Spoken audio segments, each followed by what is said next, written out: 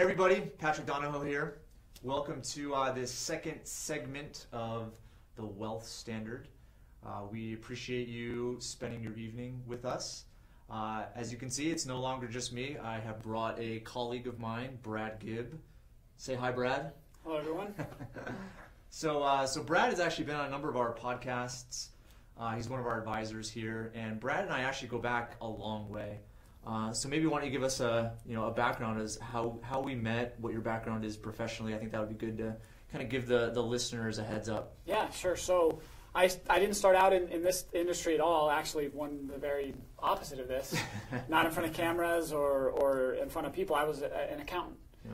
And I met Patrick as a client, one of the early clients of Paradigm Life, yeah. And coincidence had it we lived just a few blocks from each other. Yep. So we had the fortunate chance to spend a lot of time together and develop a relationship. And as I learned the process that we're going to be going through, being that I was an accountant, I needed to see the numbers. Yeah. And so I really think that's where we... No, that was awesome. As I've been thinking back, what was awesome is that a lot of what I learned in the beginning was very conceptual. I've become an analytic of sorts. I have a degree in economics and was forced to be an analytic of sorts, but I kind of gravitated away from that.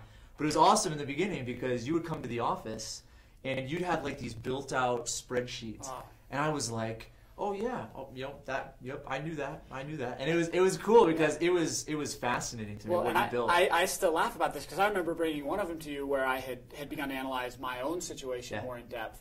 And I remember saying, Patrick, you need to double check this because if this is right, I don't know if you understand what you've stumbled upon here. And of course you did conceptually, but it was nice. And so that's really kind of, I guess, the yin and the yang of what developed our relationship. Yeah, it was cool is that so Brad, as you kind of continued in the auditing world and ran your own practice, we met really frequently because I was fascinated by the way in which you were able to kind of build out those spreadsheets.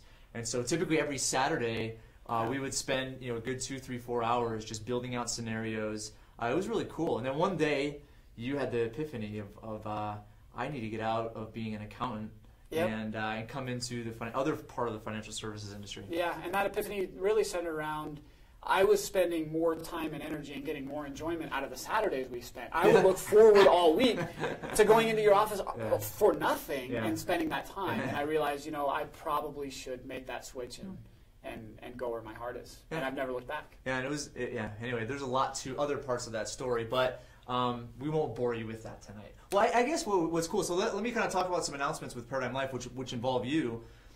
We, of course, with the Wealth Standard and kind of us building out this program, we're actually going to be starting a radio show. So many of you know that we've had a podcast going on a number of years. That's, in fact, how you initially heard about us, not necessarily through any other advertising, just our podcast. Yep. And so what we're going to do is we're going to create a podcast starting at the beginning of September called the Wealth Standard Radio. And we're going to kind of transition out of our old podcast. And you're going to be one of the hosts. So there's going to be about a half a dozen guys in the office that host a couple times a month, and it'll be live. And we're thinking of doing it probably on a Wednesday morning right now tentatively. But we'll have more announcements in regards to that. But let me kind of fill you in on some of the other things we have going on at Paradigm. For those of you who have been watching this and are clients of ours, this is of course not for you, but we have an e-learning program that we've had for a number of years, and it's free. And so you can log on to our website, which is www.paradigmlife.net. If you're a client, you can actually get access to a client section of it. However, you have to communicate with us first. So just email us at clients@paradigmlife.net, and we'll give you access to that side of the page. What else? We also have a real estate section, which I announced last time as well. So definitely, if you have not had access to that and you're a real estate investor, we have a whole section on how to use a lot of what we do for clients. Use that in conjunction with rental real estate. So check that out. And let's see what else. So let me kind of give you an idea of what our tremendous success was with our first video. So we had several hundred people on. We had awesome feedback, and so I want to thank you for that. As most of you know, the purpose behind doing this whole series of videos is to build out this new kind of program that we're doing. And the first side of it is a book. So a lot of these videos are going to be transcribed, and then we're going to turn different sections of them into a full-on book. but it's going to be a different kind of book because what we're going to do is we're going to tie that into an e-learning program. I've just found, I mean, I think it's fun to do personally, but I found it very effective for clients to be able to have kind of a self-study course where you have tutorials and videos. And so what we're going to do is we're going to take a lot of the ideas that we're building here and turn them into an e-learning program. But we're approaching it a little bit differently. As opposed to us assuming what you want to hear, we're trying to kind of get out of these videos what you're thinking, what the American population is thinking in regards to their finances. Because we've been doing this for a while. You've been here for almost three years. And you've known about this for a long time, but it is totally against the grain of traditional accounting, traditional financial services. And it's frustrating to us because what the majority of people are doing is not working, but they still do it. And even though we've built tutorials and proof and we've met with people, some people are still not convinced. So what we're trying to derive from a lot of these videos is why. Why have you bought into specific financial products or financial ideas? And that's one of the things we're actually going to discuss tonight. So I've kind of put up here, this is kind of a framework of what we're going to be covering tonight. So up here is basically the order of the wealth standards. The wealth standard is going to be about 5 of these types of videos or live presentations. Of course, the first one was to introduce what the idea was, the philosophy around it, and also talk generally about the book, about the e-learning process or program, and also about the technology that we're building. And the technology is merely to kind of visualize your financial situation and make sure that you are adequately set up so that your financial foundation is secure.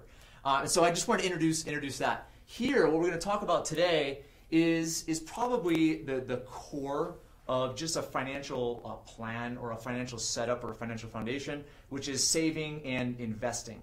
It's not the only part, but it is a core part. So we're going to start to introduce today some ideas around that.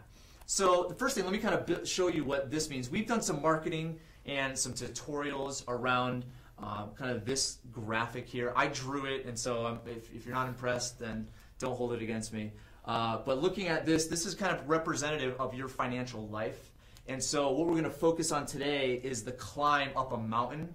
This is supposedly a mountain. I wish I was an artist where I can draw it and maybe put snow caps on it or whatever. But we're going to talk about climbing the financial mountain, which is really accumulating, saving, preparing for the descent, which is essentially your retirement or your slow-go years where you are not working as much or not working at all. So I guess it's kind of the traditional retirement sense. We're not going to focus on this today. We're going to focus a lot on savings and investment when it comes to climbing up the mountain. Of course, we're going to have a whole section on this, but that's not going to be addressed today. So let's first talk about, you and I have been reading a book as kind of a book club. And it talks a lot, the first part of it talked a lot about the nature of saving, the nature of investing. And so the book's called Family Fortunes, and it's a newer book by Bill Bonner, William Bonner, if you guys have not heard of him. Amazing author, and just really talks about families and how they built wealth over the course of time. And so we pulled a lot of good conversation out of that, as well as good financial principles. And so right here, what we're going to talk about is basically the reason why we save and the reason why we invest is for 2 purposes. Why don't you talk about the 2 purposes? So the first one we're going to talk about actually gets a lot less attention than the other one. The first thing that we have to save for are expenses. Yep. Expenses. And when we talk about expenses, this isn't your grocery bill. We don't really save up for our groceries, but we save up for cars that we would purchase, renovations we're going to make on our house. Large ticket items are going to come along. We have to have a plan in place for how we're going to accommodate or afford those types of things. So we have to defer some income right now to be able to accomplish spending money on specific things in the future. Right, at least ideally, right? Yep. If we spend everything every month, then we're not going to be able to make these purchases, which unfortunately too many people find themselves in that situation today, and they go to fund these types of things with credit. Yeah, and we're not going to necessarily focus on credit and debt today. It's going to be more saving. But this is the nature of expenses, okay? Now, as we talk about the reason why you defer your income, why you don't spend all of it right now, if you have any other reason why you do it, we've only found really 2, okay? And if you find other reasons, let us know. But typically they fall into these two categories. So the number one is expenses. The second is what? Go for it. So the second is for future income. So this is a very broad topic, but future income, most people would identify with, this descent down the mountain. That's not necessarily what number two is for.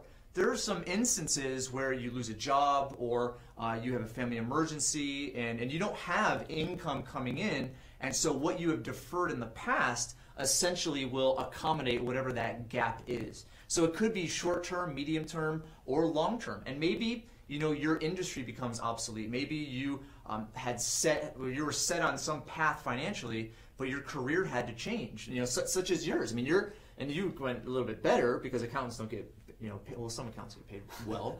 But looking at that career change, they go all over there. They start off on a general path, but then they may decline. So again, the nature of deferring your income is for future purposes, for future income purposes. Do you want to add to that? Well, yeah, and this is what gets all the attention, because when the first thing that most people think of when they think saving or investing, they think retirement, they think income, they think down the road, and so they're focused on. I know for these cash is probably okay, maybe, but for these we know we need it to work for us. We've got that time. We need something to happen with it. So this is where the marketing is. This is where the attention and focus is. Yep. And that's what we're going to address tonight is just a lot of those ideas around that. Yeah, exactly. And it's so again, kind of to tie this back to the whole idea of the wealth standard.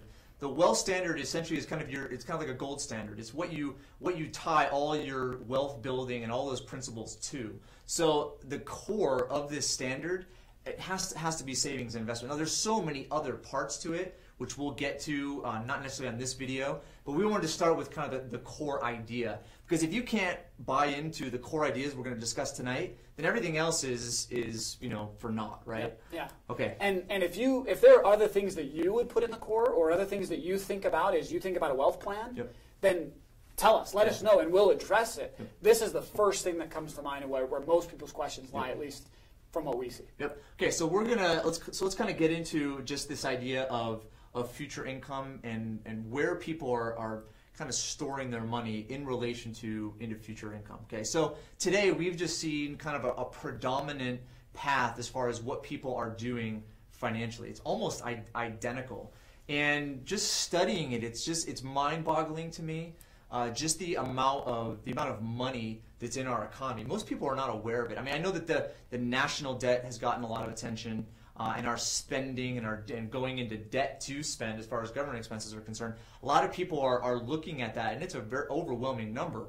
But the amount of personal assets or private assets in the United States is enormous. It's huge. Trillion. $70+ trillion, and a lot of it is held in the market. It's held in securities. So people are doing that for a reason.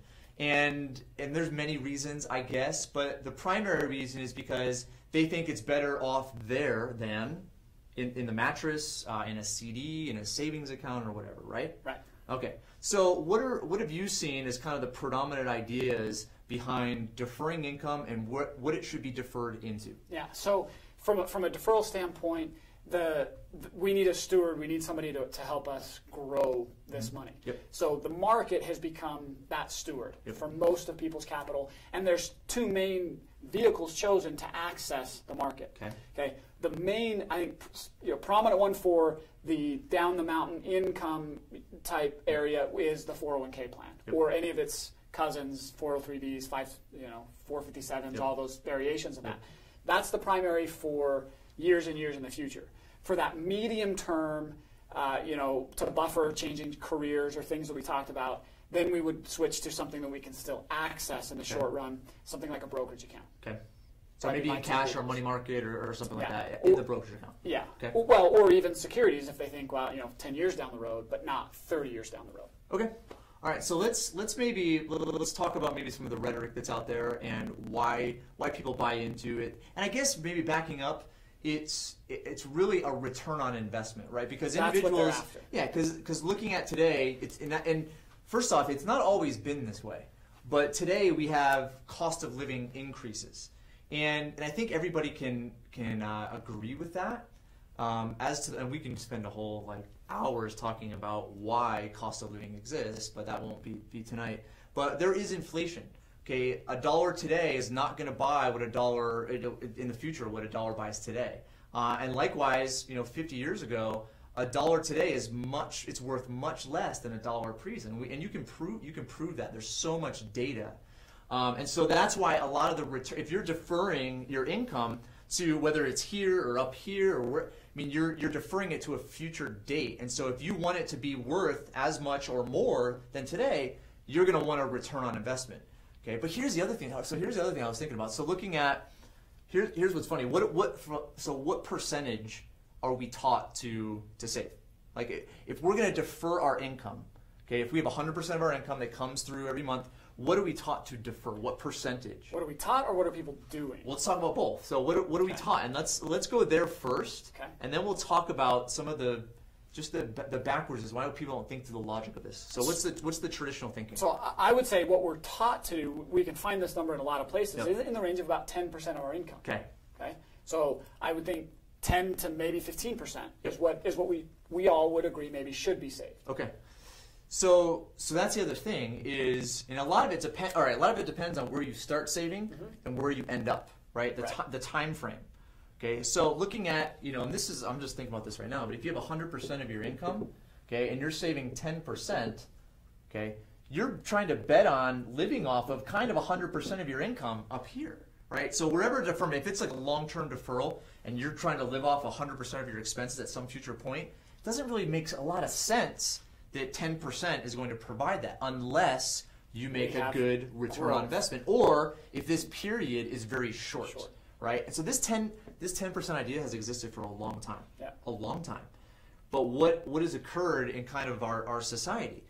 This descent down the mountain has lengthened, has gotten right? longer and Medical longer. technology and mortality rates. It's just the infant mortality rate was insane at the turn of the century. But right now, it's very just because of medical technology, people are living very long periods of time. And the mindset that we don't want to work. Yeah. We don't get fulfillment out of that side of our lives, so we want this to come as soon as possible. Exactly. So not just that this is longer, but we want to get here quicker. Quicker, exactly. So if you look at, these days, it's kind of like you have a 30-year deferral period, and then you have, 25 to 30 years of income necessity. So, and we'll get into a lot of the numbers. We'll get into some of them tonight. Brad's going to actually man our computer, and we're going to get into some of the numbers just to show you what individuals are thinking, what they think is possible, and what reality is.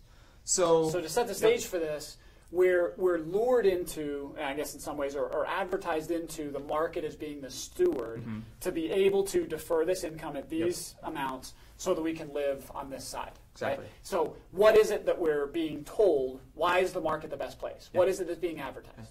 And before we get into this article we're going to bring up, we want you to tell us, like, why do you invest in the market? Is it because everybody else is doing it?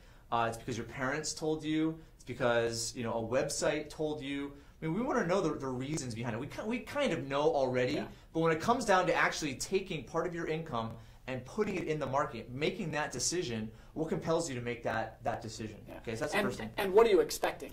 When you actually act on that, good point. What are you expecting to get? And that's really what we're going to address today. What your rate of return is. Yeah, because that's really at what it's expressed, right? Rate of return. What are we expecting? And I guess so I want to get to this article really quick. Okay. But before that is, if you've been saving or deferring income for a while, do you know exactly what your return has been? Okay, so not what it was last quarter or the previous quarter, but what it has been for the last 10 years or 15 years. Do you know every dollar that you've put in and what the balance is today and what the return over that period of time is, right? Which is obviously the money above and beyond what you've put in. So, and if you don't know it, most people don't. And if not, why don't you know it? Okay, that's another good question that we'd like to pose. Okay, so we have we really don't use Dave Ramsey examples a lot, just because a lot of our clients are investors, they're business owners, entrepreneurs, and so they don't necessarily buy into kind of the Dave Ramsey.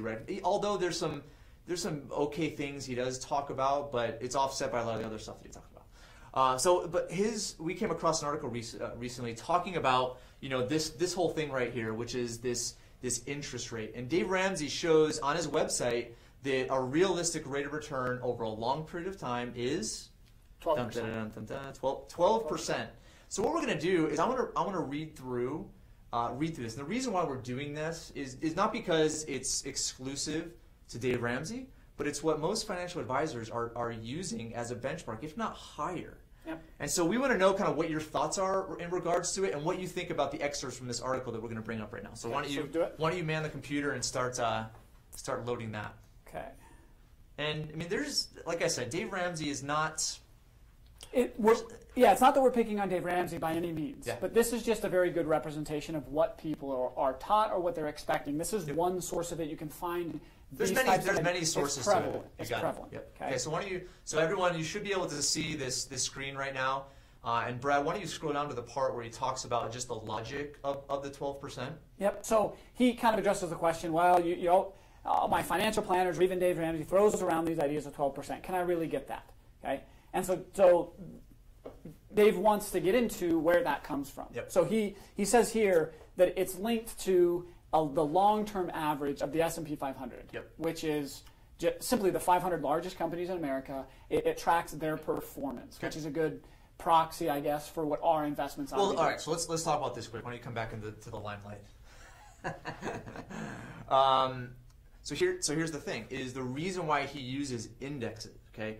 And whether it's the S&P or the Russell or the NASDAQ or whatever index you want to use, it's not because people are investing in that index. It's because the index is essentially a benchmark for mutual funds. And mutual funds is his idea. Because the S&P 500 is just a basket of 500 different companies.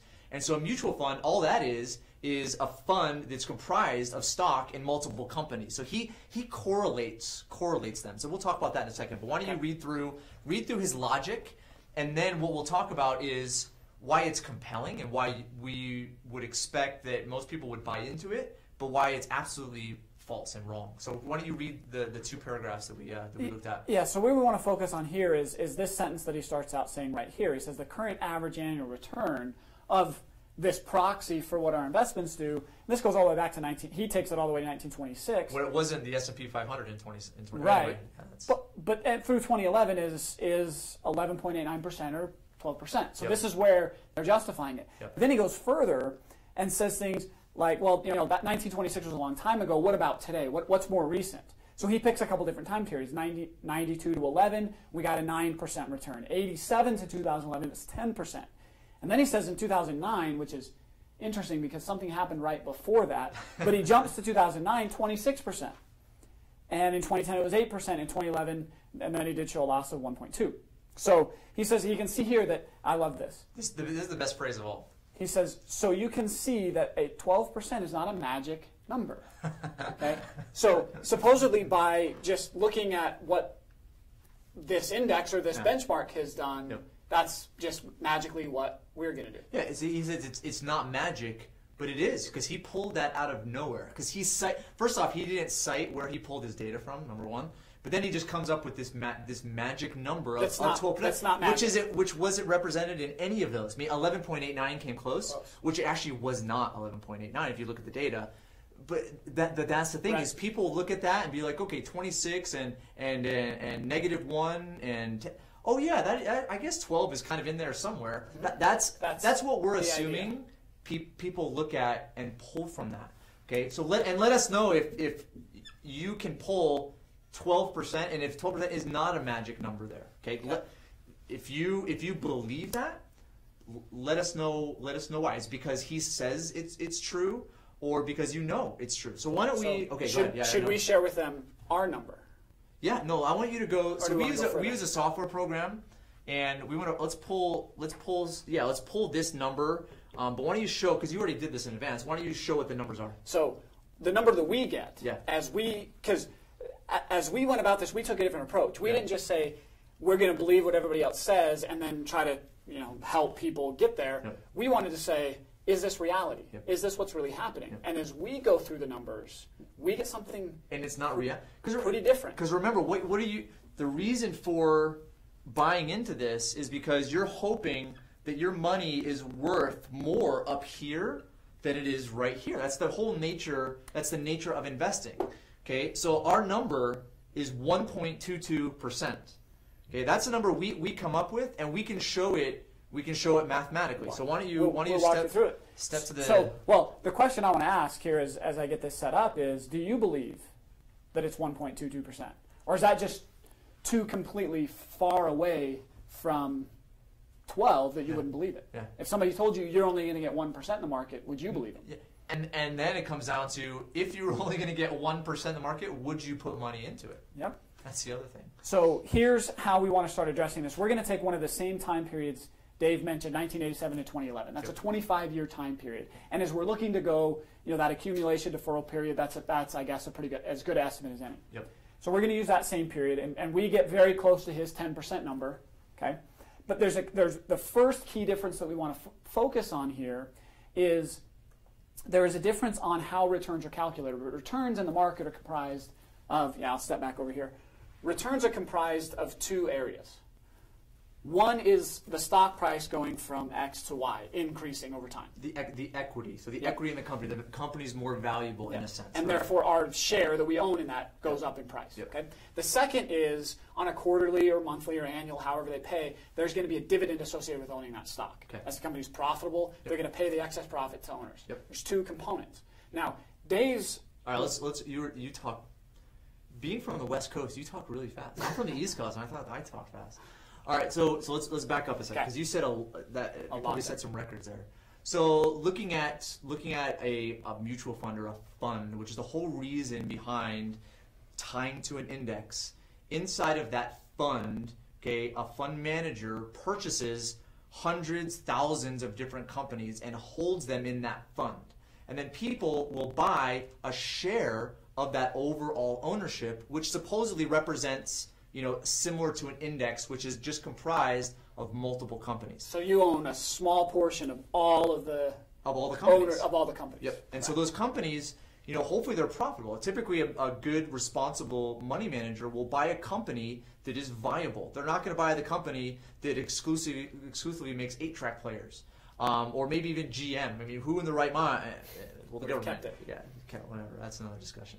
But essentially, the manager is to buy a company that is viable and then is going to grow and be profitable over time. Because the data for those types of companies is there. I mean, you can look at their PE ratios. You can look at what dividends they pay, the cash position. You can look at book value. There's all sorts of things you can look at these days. So they take all of that information and decide whether it's viable. So the company will be profitable and it'll grow in value, and that equity that's created basically grows the stock price, right? Yeah, and you as an owner of that mutual fund, you should expect, that's why they use an index, is you should expect a similar increase in your proportionate ownership to that. So I should get the increase in the value as well as the dividend that's coming, because that makes sense. The mutual fund owns all those shares and legitimately should receive the dividends associated with those shares, and then I should get my percentage ownership in that. So let's talk about dividend, because the first component is the equity, which is the ownership. Okay, the dividend. So what's the dividend? Let's break that down in easy language. What's the dividend associated with a share of ownership? So share of ownership in a stock. What's a dividend represent? So it represents when a company is profitable. Yep. And it after it meets all of its capital needs for expenses, for liabilities, and for savings, has extra cash left over, they give that back to their owners, which is those who hold the share. Got it. So not only do you get the appreciation of the company being more valuable, you also get a portion of their net cash flow. Right. Okay, awesome. Okay. So now breaking that, why don't you talk about what you've discovered? Yeah, so we would expect that this mutual fund that owns all these shares is going to bring in this dividend, which happens. Yep. And then I guess logically we would expect that if I own that mutual fund, I should get my percentage of that. Yep. But in reality, that's not what ends up happening. What ends up happening is, as we look over here, and we're going to reference this article in the notes to this, the dividend does not end up making it to the investor. So a much better representation, there's lots of places it could go. Yeah. Fees, expenses, Wall Street, just the big black hole. Yep. But the result is we only get the equity side, which would be this column right here. So this article, we're going to post, first off, all the articles that we're referencing, we're going to post on this, on the wealthstandard.com. And this is going to be one of them. So basically what it says is that even though a mutual fund owner supposedly owns all of these different shares, the dividends that are paid based on this ownership typically flow to money managers. The money managers. Okay, the actual now it's not they us. They don't make it to the. They don't make it to the actual mutual fund owner. Okay, so here's a catch-22 with data. You can figure out. I mean, there's tons of data, public data, where you can know what a company is worth, what their profitability is.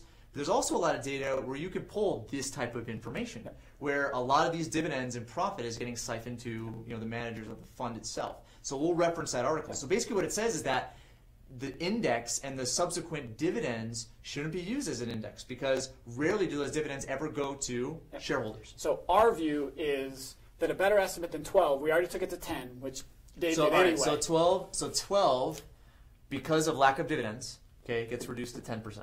Okay. Well, no, 10% because we took a little short, not 110 years of history, we took 25 years of history. Okay, oh, that's right, because he referenced that. All right, so it goes from then 12 we went to 10. From 10 to 8. So 10 to 8. Okay, so now how do we get to 1.22? Well, let's first look at the impact of what if we thought we were going to get 12, but we only got 8. Great point. Yeah, why don't you run those numbers? So again, you're going to run. We were thinking we were going to get 12. Now we get 10. Yep. So if we thought we were going to get 10.82, and we saved, let's say, $10,000 a year for 25 years. Okay. Why don't you do 12 first to set the context, or does that have 12 in there? No, we can do 12. Okay. 12 first. So 12 first, if we were saving $10,000 a year for 25 years, we would be expecting to have close to $1.5 million when we entered retirement. That's really good. Not too shabby. Nope. Okay. But then if we got the actual, well, Dave kind of shortened the time period on us, so let's go to that 10% number. That takes us all the way down to $1 million. Okay. So we lose half? 30%. Okay. 33%. Oh, we go half from a million. 1.5. Okay. We go from $1.5 million to 1. So we lose half $1 million. Okay. Just in that assumption. All right. Now let's go from 10 to 8. Okay. So from 10 to 8, we lose another $200,000. A little bit more. Okay. So these seem like kind of small increments. 2%. Okay, 2% increments, 2% increment. Okay. So we shrink from 1.5 to $800,000. Okay. All right. So I don't understand the 1.2. Well, I do, but I'm just saying. Okay. So there's obviously more here. So dividends is one. We've talked about that. Yeah. There's a second place. We've already talked about fund managers, right? Yep. Now we all know that the people that work on Wall Street are these wonderful, benevolent, society-oriented people, right? Oh, I don't know. Ask them. But that's kind of a good question. There's been the whole the Wall Street protests, and Main Street versus Wall Street has become this kind of rhetoric, and we're kind of demonizing Wall Street, right? We're demonizing banks. Well, actually, we're not going to get to the bank side until another one. We demonize banks, we demonize Wall Street, but yet we still use them. That's what's kind of mind-boggling to me. So, all right, so I'm kind of drawing some conclusions. If you believe Wall Street is benevolent, that they are looking out for our best interest, okay, if they're doing what's right, and they're equitable, okay, or do you believe the opposite? Do you believe that there's proof of it? We see proof all over the place. Maybe you don't see proof. So, of all the things that have come out since 2008, and believe me, it's been happening for forever. That's just the most recent. Why do you keep doing it? That becomes my question. Yeah. Okay, so and let us know if you think that Wall Street is this almighty, they're going to produce what they say they're going to produce. Why? We don't understand why. So why don't you go and kind of get to that? So these people working there, are they going to do it for free? Would you do it for free? Would you manage somebody else's money for no cost? Right? Nobody does anything for free. Okay, so this number here is just the change in the stock prices, but that doesn't account for the people who have to do the research, look at which companies make those, trade those shares and actually manage that money. And then they have to pay their rent, they have to pay, clerks, they have to pay utilities, there's advertising, whatever you want. And then their personal salaries, and then there's, and New York City, Wall Street is one of the most expensive places to live in the United States. So yes, they have to charge something. To be able to, accommodate their living. Okay, so the next article that's going to be referenced is a very comprehensive study that was done on what people are actually paying. Okay. And again, this isn't what you're told you're paying. Okay, because we're already told 12. Yeah. Okay, and they're going to do the same thing with fees. They're going to tell you one thing. Okay. And we wanted to look, is that realistic? So we researched it, we studied, we looked at it, and we found that, surprise, surprise, there's a lot more going on there. Okay, so why don't you, all right, so let's actually talk about that briefly. Yeah. So looking at, there is a lot more transparency today. There's a site that we use which is called personalfund.com, and it's actually a separate, completely separate from like Morningstar and separate from, you know, brokerage houses and everybody that benefits from fees. It's completely separate, and it basically goes in and it analyzes a lot of mutual funds. Now there are like 20,000 mutual funds that are out there. And so, you know, but they analyze quite a few, and they break down all of the different expenses, and there are tons of different expenses. Okay, so why don't you they put them into about 5 or 6 different categories of expenses, and it's not just direct expenses that you're charged, but it's a built-in cost. For example, this 12% is if every dollar you own was actually invested. Yeah. But a mutual fund company, do you think they're able to keep, when you give them money, can they invest it all immediately? Yeah, I think. Well, if you're giving them money, could they invest it immediately? Yeah. I would think yes. Okay. Well, but they have to take that money and then decide which company to buy. So they'll hold it. They'll hold some cash, right? Everybody holds cash. Sure. Mutual fund companies included. Yeah. So there's what's called a cash drag. That's one of the costs. All right, so they don't invest 100%. They keep cash. They keep liquidity. Yeah, they have to. Yeah. And they're buying and selling positions, and there's money that falls out of that. So that's one that's not a direct expense that could be itemized and listed, but it has an impact on how much money you actually make. Got it. So including all of that, this article that we're going to reference came to an expense number surprisingly high.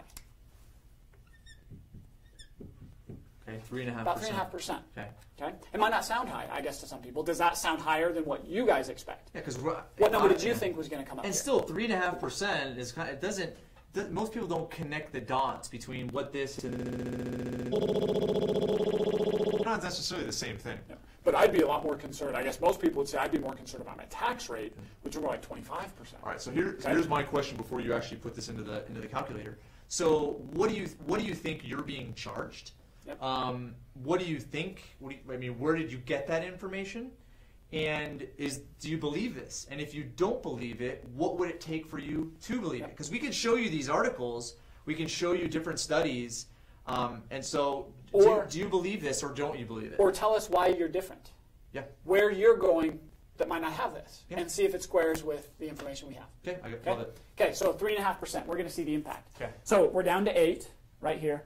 Now I'm gonna go back to my exact numbers, so I can get so I had 8.39 is what we had calculated, and now we're going to add in the fees right here. So we're going to put in a 3.5% expense ratio, and we're going to see that impact. Now it starts out very small, $380, but all the way down here we're paying $17,000 a year for this money to be managed. Because in the beginning, so the fee is only it's charged on the actual amount you have in your account. So it's not very much at all in the beginning. Yep. But then it starts to accumulate huge. And that's why this number is very important. We're used to thinking of percentages as like the way taxes are. Mm-hmm. And now I don't like taxes. I hate taxes as much as anybody, but Uncle Sam's at least nice enough to only tax us on our gain. And then once we pay that tax, he's off our back. Okay, so clarify something for me then. But there's still taxes involved with this because the fund itself has tax liability. Sure. Right? When they buy and sell, there's capital gains, and they don't pay. They could pay them, sure, but it passes through the owners of the fund. Yeah. So even though you may not exercise that, you're still going to have to pay ongoing different taxes according to what goes on inside the fund, right? And that's included. And that's built into here. So that's built into here. And so do we get to the 1.22? Not yet. So now we can see that we went from $800,000 to now $470,000. 470. So a 3.5% fee has a lot bigger impact than we might expect. And that's because, unlike, again, I don't like taxes, but Uncle Sam charges taxes once. The mutual fund company charges us every single year. Yep. So that first $10,000 that went in there, I pay 3.5% on it the first year, the second year, and ongoing, the third year, for 25 years. Got it. So that adds up. That took almost half of our portfolio in this case. All right. So now we're to 400,000, which I'll show you the actual return here. What's the return? So our return has fallen from 8.39 to 4.60. Okay. Because of the fees. So that's the impact. All right. Okay, so so we let's get into this? draw 4.6. 4.6 right here. All right. So we've gone 10, 8, 4.6. Now we've got a gap down here to 1.22. Okay, so what else might take money out of our pocket here? We've talked about dividends. Okay. We've talked about fees. What's left? Well, first off, so you're saving and deferring income to a future date, Yeah. and so looking what's important to you, it's what is the purchasing power of that money going to be in the future. So if you're, and we can all agree that when we grew up, I'm not really old, but I can remember where Cokes were 10 cents, 15 cents. Gasoline, I remember when I first got my driver's license, gasoline was under $1.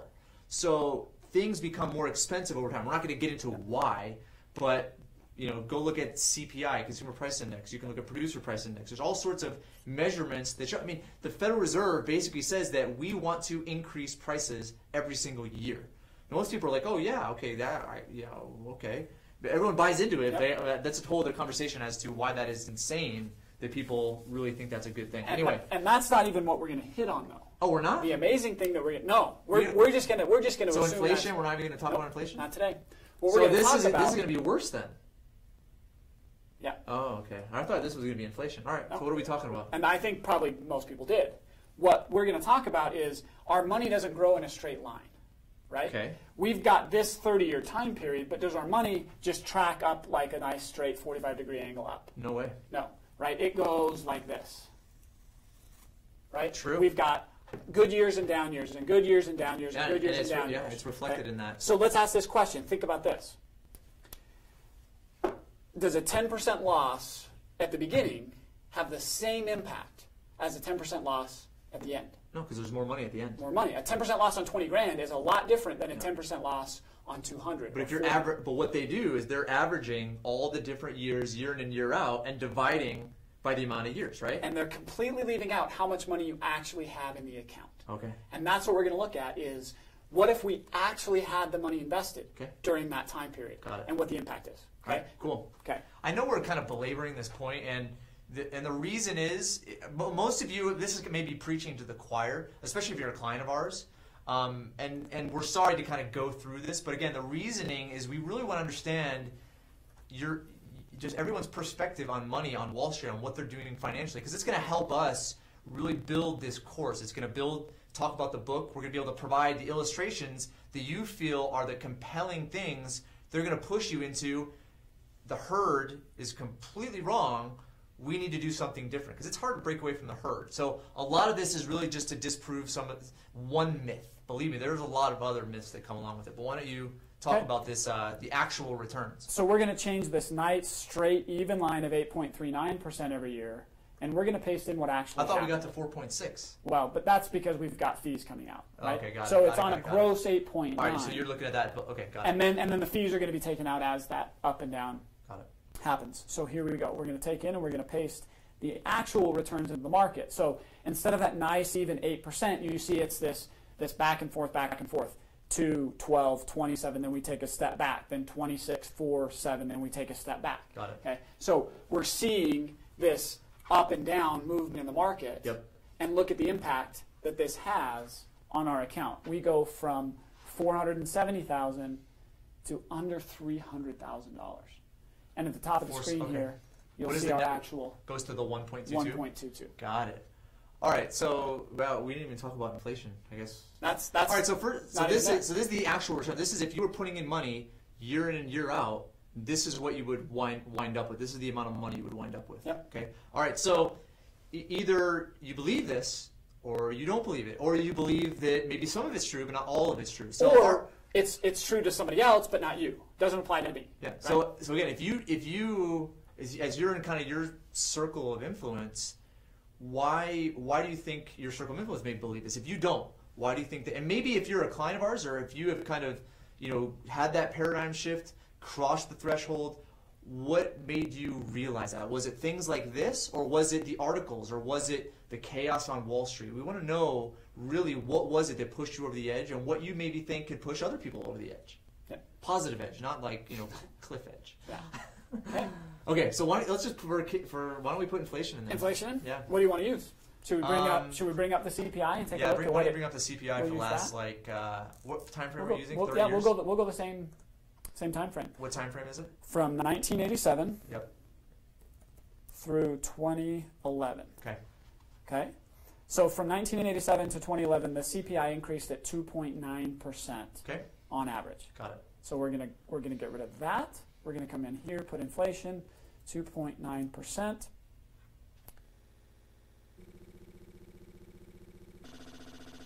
$143,000. Cool. So we put in How much did we put in? $250,000 And we only have 120 in purchasing power. All right. So we actually had a loss now. This is actually, if we throw in inflation, negative 1.63%. Wow. Okay.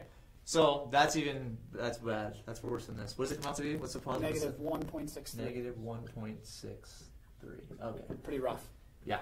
So, all right. So like I said before, we won't belabor this. We're just going to kind of keep this as is. Of course, we're not here to say you're screwed. Just forget about it. Don't pull your money out and put it in your mattress. We're not here to say that. We're here to kind of just show you what we see, and we see it all the time. We see it every single day because almost everybody is doing this in one form or another. It could be a qualified plan. It could be a mutual fund. It could be an old IRA. I mean, it doesn't matter what it is, but it is all really subject, not necessarily to this specific time period, but very similar time periods and very similar numbers. So if you knew this up front, hopefully you wouldn't do this, right? Now, I'm not saying it's always been like this. Maybe management fees in the past were less. Maybe there were other things that occurred that made this more attractive. But this is right now. This is right now. This is what is going on, and we can prove it. But that doesn't mean that you're going to believe us. So to kind of finish this point, we want to know what would it take for you to really buy into this and understand this, okay? And now we're going to kind of go and bridge into a possible solution, okay? Yeah. And the solution starts really for us. And the reason we belabor this point step by step was we wanted to show the thought process. Yep. Because really, the starting point is recognizing and being able to understand how to ask the question or how to really do the analysis. And that's why we wanted to show that. So for us, the reason we're unveiling this wealth standard idea is it's an education process first and foremost. That's your first weapon or first solution is education. Yeah, and so that's our big thing. That's a reason why we spend tons of resources, tons of time doing stuff like this. We don't want to just say, take our word for it. We know what we're doing. Buy this financial product. Your financial product sucks. Buy our financial. That's not what we're saying. We're younger. We want a future with our clients, 20, 30, 40 years. We want to make sure that they're doing the right thing, and we're always learning. And so looking at the first thing that we do is we always create some sort of education so clients understand what they're doing. And we make the majority of it free. And so looking at our free e-learning program called Infinite 101, you can access it for free. There's like 30, 40 hours of stuff on there. There's articles, references, etc. You just need to go to our website, log in, and have at it. We also have tons of education for actual clients that have done business with us. And like we said before, as we build kind of the wealth standard and this whole idea, there's going to be another e-learning program attached to that. Now, there may be some similarities with what we have right now, but a lot of it's going to be targeted to our interaction with you over the course of these multiple video seminars. Okay. So we only have a few minutes left. So what we want to talk about is just kind of this foundational element. So while I draw it, why don't you kind of just talk a little bit about what we consider the foundational product, and then just maybe talk about a little bit of the history. Yeah. So we want to go back and we want to first focus on the saving side because saving has to come before investing. So as we're looking to somebody, we want a vehicle that will keep us safe and secure. Hopefully provide us a rate of return that's going to do better than what we're doing here, but certainly without it exposing us to risk. It's not hard. You don't have to do anything, yes. Right? Okay, go ahead. Why don't you so what I'm doing is, and obviously our little technology is not going to look like this. It's going to look a lot nicer because I won't be drawing it. But what it is our kind of our foundational technology that we're going to be building with the Wealth Standard. Remember, it's going to be a book. It's going to be an e-learning process, but it's also going to be a technology that shows you whether or not your foundation, your financial foundation, is secure. And looking at these different puzzle pieces, this is essentially your foundation. One of these puzzle pieces could be education. One of the puzzle pieces could be educational funding for your children. It could be estate planning, a will and a trust. It could be having adequate insurance. There's a lot of different things that are going to go inside of this puzzle piece. But like we said before, the primary thing that we're focusing on today is the actual savings piece. Okay, so the savings piece, everybody knows that we sell a specific type of life insurance, and again, it's one of those things that's existed for hundreds of years, but yet very few people actually know what it is. And what's even more interesting is that you look at all the executives of major corporations, major businesses, their entire savings and financial setup for retirement is inside of these products. But yet, for all the other employees, all they get is mutual funds, and anyway, that's another story. But then you look at the primary asset of banks. One of the primary foundational assets of banks is cash value life insurance, high cash value life insurance. So we're not here to, like I said, we're not here to say our product is better than yours, but we look at the history, its performance, what it does, and we tie that to what we feel the foundational product is. Yeah, and what we looked at, the reason we didn't choose life insurance because we were life insurance agents. You got a degree in economics, I was an accountant. Yep. What we saw the problem. Yep. We saw people making 1.22, losing money after inflation, and so we need to do better. And what we came across was we need to do better while still maintaining safety and security, while having predictable results. Why don't you list some of that stuff out? With a company that we can rely on. Yep. So. And this is kind of what we, as far as this foundation, we kind of consider this kind of the tier one asset, and this is the asset that should be filled up first. Now, is it going to be your entire foundation? Absolutely not. It's not you don't have everything in insurance. I don't have everything in insurance, but it is my foundation. It is my core for specific reasons. We're not going to get into all of those reasons today, but here are some of them. Okay, so and looking at a lot of our education, it's to show you a lot of the numbers and the characteristics around this. But the big thing for me, and I think looking at the time period that you used and the time period that Dave Ramsey illustrated, which was since 1926, look at what's happened since 1926, right? And that's a long time ago. Using these average returns or whatever. I mean, you have the Holocaust, right? You have all of World War II. You have all the chaos in the 80s. You had savings and loan crisis. Stagflation. Yeah. Then you go into the dot-com bust. You have 9/11. You have all the Iraq wars that we've been in. You have all these different chaotic periods of time. And the only companies and products that remained profitable through every single year, every single time period, were life insurance companies. Okay. They were the only ones that could deliver these results every single year, year in, year out. That's why they make up a big chunk of our financial foundation. We'll just put it as this little piece right here. I don't know how it's going, how it's going to look. That's where we consider that. So our question, before we get into maybe a few more characteristics, and then we'll open it up for questions, is we believe that we can prove it. We have the history. We've seen what they've done. What would it take for you to believe that, right? Is it illustrations? Is it showing you different? I mean, we have a lot of videos right now that basically say, here's your average mutual fund and market investment. Here's the insurance policy. You choose. Okay, and this one always outperforms, but yet we still have people continue to do this. And so that's what's mind-boggling to us, but we understand that perhaps it wasn't delivered, the information wasn't delivered the best way possible. So our question to you is, why have you bought into this side of things, and what would it take for you to buy into this side of things? Yep. Okay.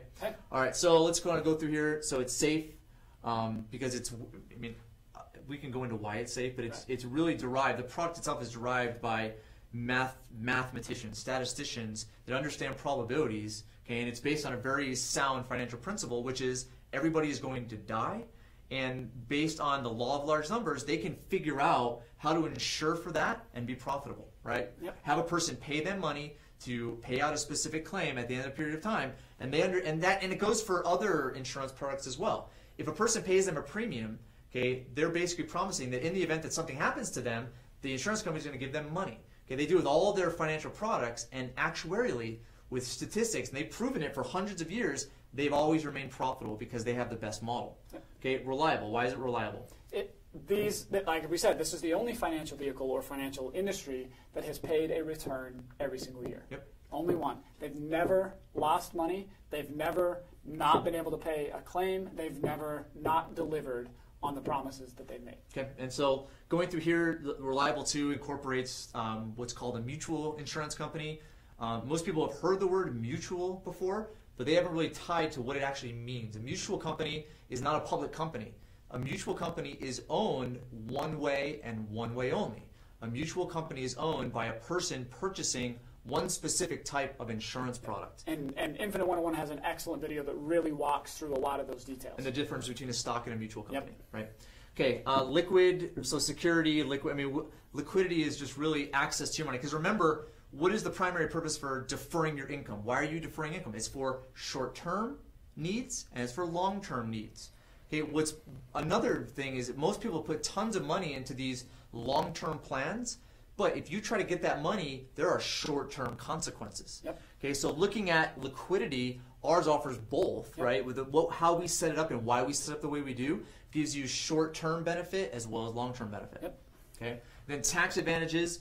I mean, first off, these products were created before the tax code even existed, and there's been basically one change to the tax code in relation to how money grows, and that was in the late 80s. But right now, it's one of the only tax-free growth vehicles that's out there. And then the return, again, that's based on actuarial principles, proven insurance model. All right, so now, so we're done. We're gonna, there's lots of videos on our website, okay, but definitely, definitely check those out. And then what we're gonna do right now is just kind of go through a list of questions that have been asked over the last, how long have we been talking? Seems like 5 minutes. 50 minutes. 50 minutes. Oh wow. Okay. Okay. Awesome. So let's go through the first question. So the first question is, how does a whole life policy compare to the returns you are showing on Wall Street?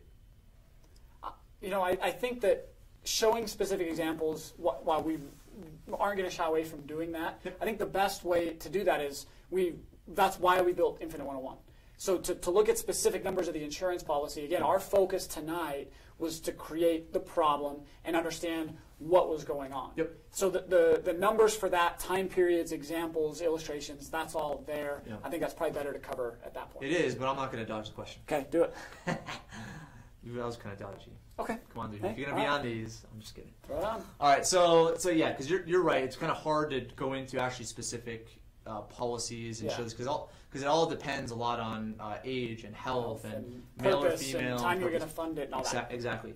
But if you look at right now, in our day and age, we're at some of the lowest interest rates in history, and we are at some of the lowest dividends that insurance companies have ever paid. However, if you analyze it against Wall Street, it outperforms what Dave Ramsey is showing once you factor in all the different expenses showing with it. So that's what's profound. But then you look at 30 years ago, 40 years ago, 50 years ago, when interest rates were kind of normal or normalized, or what economists think are normalized. Well, maybe not economists of today, economists of the past, they would blow Wall Street out of the water. But we have to kind of show you how that is. And so there is a video on the Infinite 101 section that's called The True Value of Cash Value. So you can watch that, and that kind of goes through just a simple illustration. I think that one's on YouTube as well. So then grab it there. Yeah, it might be on YouTube as well. So, okay. Let's see. Let's go down. How does the distribution of money work when you are going down the mountain? This is awesome. So as we're kind of going down the mountain and looking at kind of the latter years of life, the distribution of money, there's several options. One, you can take withdrawals. You can take dividends. It is not, none of the accumulation is subject to required minimum distributions. Okay, so looking at withdrawing, it really depends on what you need, but you can take a loan, you can make a withdrawal, you can take dividends. There's a variety of ways in which you can take out money going down the mountain. Yep. Okay. And it really, the thing that makes the most difference on coming down the mountain is whether we have all these pieces in place. Yep. Right? If we just focus the way most people do on investing and trying to just shove as much cash in there as possible or get as big a nest egg, it's going to be incomplete and have not as powerful or impactful results. We need all these pieces in place to maximize that. That's what we focus on. Okay, another one is when market returns are advertised, are they average returns or internal rates of returns? Okay, so I've seen both. Okay, I've seen, like right now we just showed you an average return. You can actually look at actual mutual fund histories, and they would show you actual returns But most of the time, it's all average. Because the thing is, actual returns would involve actual money going in, money coming out. So you'd have to go on a steady, either a straight line of contribution. And if you have non-straight line contribution, if your contribution to a mutual fund is not level, it's going to affect the overall return on investment. Because let's say one year you put a ton of money in there and it was all losing. The next year you put a little money in there and there was just there was a huge gain, but you only put a little bit of money in there. Okay, it's the level payment into a mutual fund is going to affect the overall internal rate of return. So most use average just because it's almost impossible to illustrate exactly what the actual return is going to be with these type of market returns. And one thing to clarify there, it's pretty easy to find maybe gross and net returns or net returns on a year-over-year basis, but it's almost impossible to find an internal rate of return because, like you said, it depends on how much money's in the account. So anytime they say a fund performance has been something, you can find gross net, but you typically can't find average versus actual because there's no account balances involved. You need the balances. So that's one thing to be aware of. Okay, cool. Let's see, last question. I didn't catch the part where there we're mentioning average versus actual. What is the difference? Are they the same? And they're not the same. So a lot of the stuff we cover in our free e-learning program. So we've been pitching that. It's just a free program, and it has an actual video on qualified plans. It has an actual video on average versus actual returns, and it illustrates that. But they're not the same, as Brad was just saying. And that's what's very misleading is when individuals are given this specific return, you can plug it into a calculator like this. I mean, you can go to most brokerage houses have financial calculators. You can go to dinkytown.com. You can go to Yahoo Finance has some calculators as well, where you can put in a contribution, a time period, and a rate of return. And that rate of return could be derived from this averaging out over the course of however long. But again, it's not taking into consideration the actual payment stream during that period of time where they derive the average. And that's what's so misleading. Yeah, so the average is just, again, adding up all the changes in the market over time and dividing by the number of years. Okay. That's your average. Cool. The actual is if you put money in and earned 17, and then put a little more money in and earned 2% on all of that, and then put a little more money in and then lost 25%. That's your actual, and where that amount of money would actually end up. And they are very, very different, and we kind of walk through the differences. Cool. Well, it looks like we got a ton of questions, and we haven't answered them all. What we'll probably do is similar to last time. If you have any questions you want to direct toward Brad or I, just email us. And if you haven't watched the previous video, go check out the previous video. The previous video is, there was some audio hiccups, but go check that, just to kind of form a context of what we're talking about here.